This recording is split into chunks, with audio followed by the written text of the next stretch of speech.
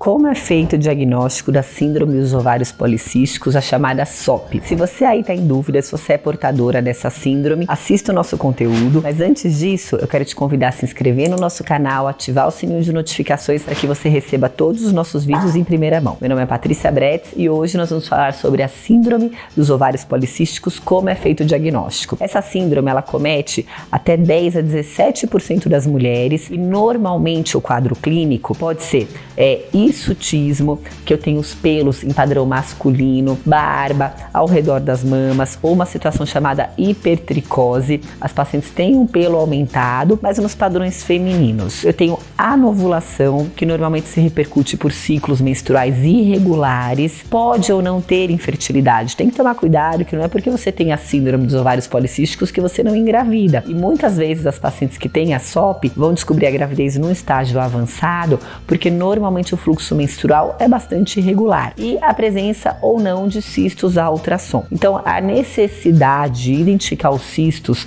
naquela periferia a ultrassom, isso é uma coisa mais antiga para a caracterização diagnóstica da síndrome dos ovários policísticos. E quando eu penso em parte laboratorial, eu tenho hormônios que são produzidos lá no cérebro que vão estimular o ovário a funcionar, que é o hormônio chamado LH e o hormônio FSH. Normalmente esses hormônios eles estão em equilíbrio, mas quando eu tenho uma relação do LH sobre o FSH superior ao 2 ou 3, fala a favor de ovário policístico. Quando eu tenho um aumento dos hormônios androgênicos pela dosagem aumentada da testosterona e do sulfato de hidroepiandrosterona, olha aqui no mão, aumentados, e eu posso ou não ter uma relação de insulina e glicemia alterada, decorrente de uma alteração no metabolismo dos carboidratos e açúcares, e a presença ou não de ovários, dos cistinhos no ovário, na periferia, conforme a imagem que está aqui em anexa. E um outro caractere que conta também é um ovário aumentado, normalmente um ovário acima de 10 centímetros cúbicos de tamanho, considerando que um ovário de um tamanho normal seria em torno de 3, 4 centímetros cúbicos, com uma variação próxima em relação a isso. Ou seja, chega a ser 2